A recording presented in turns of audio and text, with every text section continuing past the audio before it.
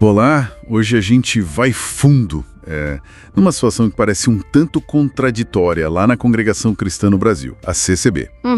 Porque, veja bem, um ancião foi afastado há pouco tempo por causa de um livro de rede social. Exato, o caso Pavanelli. Isso. Mas, ao mesmo tempo, tem documentos públicos, processos, que levantam, assim, questões bem sérias sobre a conduta de outro nome forte, o Gilson Scarcelli, que é o segundo na hierarquia, né? Pois é, e a grande pergunta que fica é, será que as regras da CCB, o código de ética deles, vale para todo mundo do mesmo jeito? Essa é a questão. E é muito importante, acho, deixar claro desde o início. O que a gente vai discutir aqui se baseia, estritamente em informação pública. São processos judiciais, sabe? Certo. A gente está comparando isso com as próprias normas da CCB, principalmente o código de ética ministerial deles.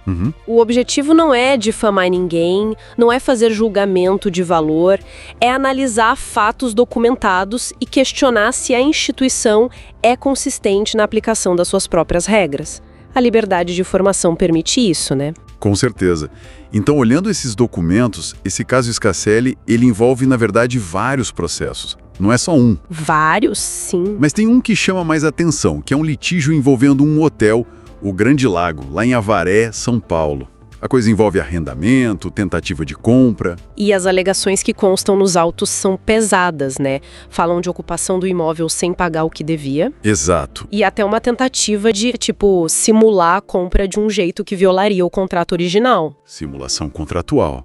E tem decisão judicial sobre isso, né? Tem. E aí a coisa fica, digamos, mais concreta. No processo, o número é 001546.2018.826.073.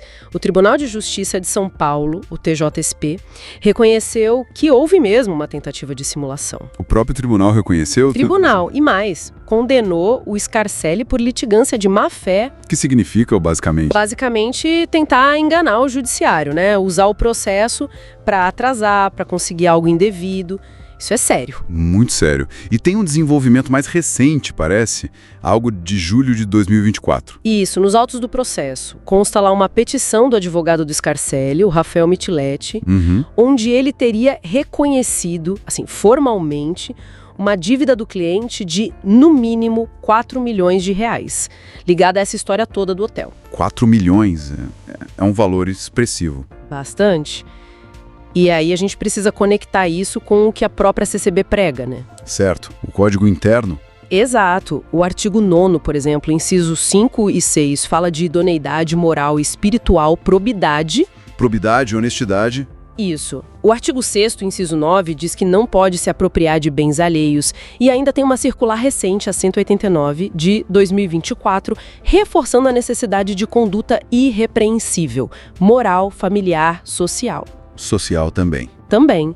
Então, quando você pega um comportamento descrito em processos judiciais com reconhecimento de tentativa de simulação, litigância de má-fé, parece difícil conciliar isso com conduta irrepreensível, né? Mas alguém poderia argumentar, talvez a liderança da CCB, que uma coisa são negócios, disputas cíveis, coisas do mundo, e outra é a conduta ministerial e espiritual. Fazem essa separação. Olha, é uma linha de argumentação possível, mas o próprio Código de Ética e a circular usam termos bem amplos, como idoneidade moral e conduta irrepreensível social.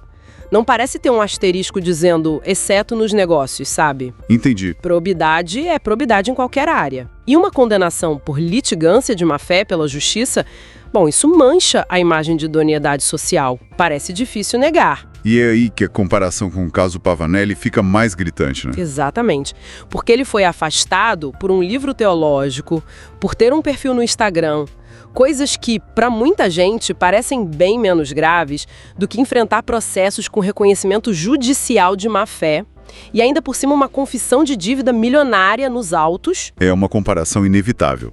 E a gente ouve relatos, de músicos, outros membros que perderam cargos ou ministérios por dívidas, às vezes, muito menores. Sim, por coisas bem menores. Então a pergunta sobre a coerência, sobre os dois pesos e duas medidas, ela fica pairando no ar. Fica muito forte. E, mais uma vez, é fundamental dizer, tudo isso vem dos autos públicos do TJCP. Qualquer pessoa pode consultar, não é fofoca, não é achismo. É informação documentada. Documentada. A gente até tentou contato com o senhor Scarcelli, ligamos, caiu na caixa postal, deixamos recado oferecendo espaço aqui para ele dar a versão dele.